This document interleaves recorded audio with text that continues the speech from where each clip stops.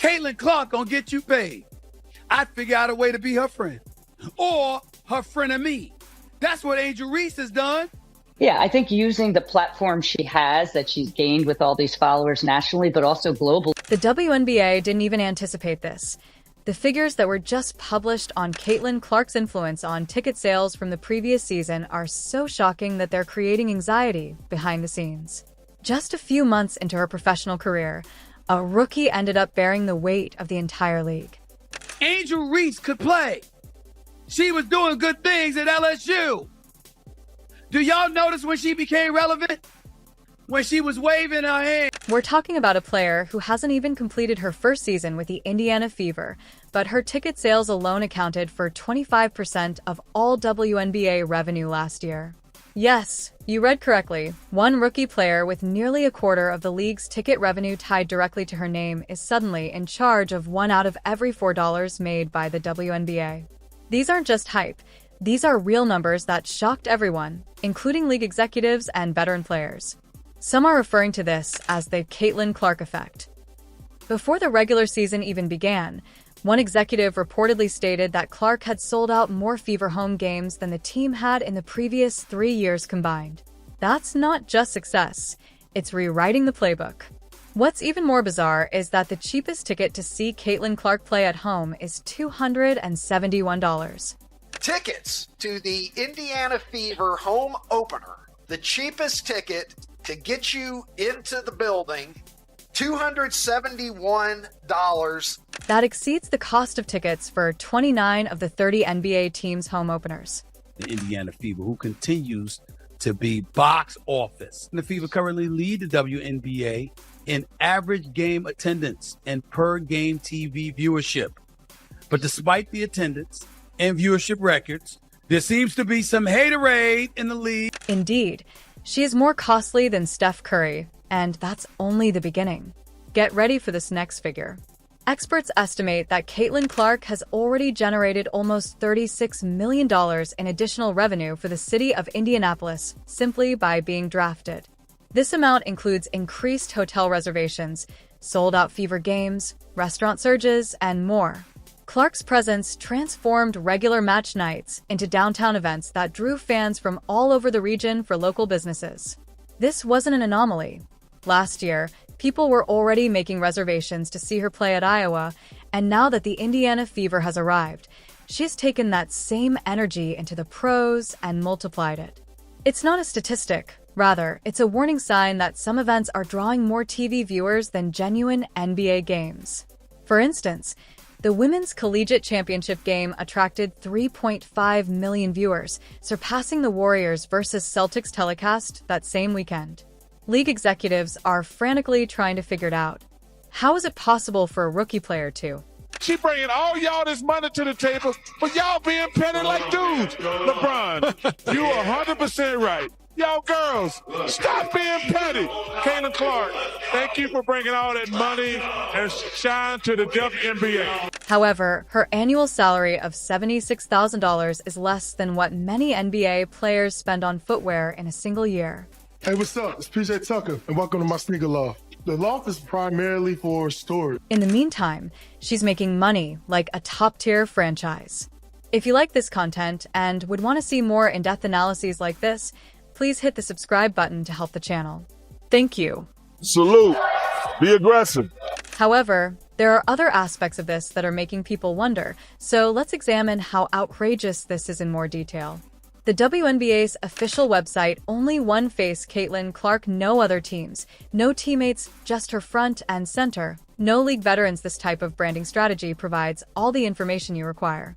The league is relying on her popularity, from posters to promo reels, rather than merely acknowledging it. Her face is everywhere, not because she requested it, but because the league needs her. This is about the WNBA's ability to thrive in a competitive sports market, not just about trendy sales or trending tweets. Even her Indiana Fever teammates, such as Aaliyah Boston and Lexi Hull, have commended Clark for her ability to create space, draw defenders, and deliver laser-sharp passes. That's skill. But the camera, the crowd, and the attention are all Clark's, and she still receives the same rookie salary as other first-year players, $76,000 per year, with no bonuses or cut from her jersey sales. Simply a flat deal that doesn't account for the chaos she's causing at ticket booths and TV networks. Now, picture being the best player in the league and still not earning enough to pay for your own billboard. However, things get really heated when you follow the money trail. Fans weren't just impressed when the leaked numbers were released. They were furious. Comment after comment asked the same question. How can the WNBA justify paying someone who generates 25% of its revenue the same as everyone else? In contrast to the NBA, where elite rookies signed multi-million-dollar contracts, the league's salary cap system is currently under scrutiny. The entire cost of Caitlin Clark's 4-year contract is only $338,000. Meanwhile, last year's NBA number 1 pick walked away with a $55 million rookie deal that's not just a gap, that's a canyon. And while some fans try to argue that the WNBA just doesn't have the revenue, others point directly to Clark's impact and say she is the revenue. People aren't just coming for the games anymore, they're coming for her. One courtside ticket to see Caitlin in action has reached 4 figures. That puts it on par with some NBA games in a league where players used to struggle to fill arenas. This is unheard of. Her influence is being compared to NBA legends who turned franchises into brands, but the difference, they got paid, she hasn't. And if you think this is only about Caitlin Clark, think again. Now here's where things could take a dramatic turn. With all the buzz and frustration surrounding Caitlin Clark's low salary, one question has started gaining traction. What if she leaves the WNBA altogether? It's not just a wild theory, it's a real option. Elite female basketball players are known to earn far more money in other leagues, particularly in Europe, than in the WNBA.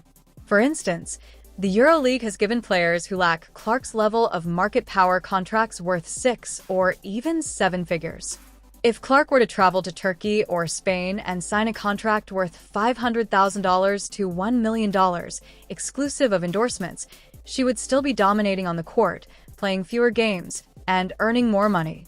Is a superstar, not a female superstar. She is a superstar. She moves the needle. The WNBA has been looking for someone who moves the needle. The ratings just came in. Caitlin Clark's game on Sunday.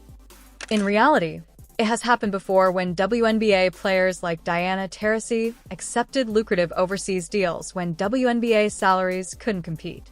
The league avoided a blow at the time, but Clark's departure would be a catastrophe on a whole new level. The WNBA would be left scurrying not only for talent, but also for attention. Think about it, the woman who saved the WNBA might end up making history somewhere else just because the league couldn't pay her. That's not just bad PR, that's bad business. And the tension doesn't stop with fans or contracts. It's boiling over in the locker room too, behind the cameras and headlines. There's real friction brewing. While fans are praising Caitlin Clark for bringing attention to women's basketball, not everyone in the WNBA is celebrating. Some players are quietly and not so quietly pushing back. From the moment Clark entered the league, comments started popping up, subtle jabs about media favoritism, whispers that she didn't earn the spotlight, and even direct shade from veterans who felt overlooked despite years in the league. This tension has spilled onto social media, and even during games, some argue it's jealousy, others say it's frustration with a system that's now orbiting around one player. Either way, the locker room vibes are tense, and while Clark keeps it professional, the spotlight only grows brighter every game she plays, every jersey she sells, every packed arena she walks into adds fuel to the fire. The reality is she's not just winning games, she's reshaping the league's identity. Aaliyah, no matter how well a team gets along on the court, Clark's visage on every billboard can cause conflict. Even while Boston, Kelsey Mitchell, and Lexi Hull are part of the Indiana Fever's emerging core.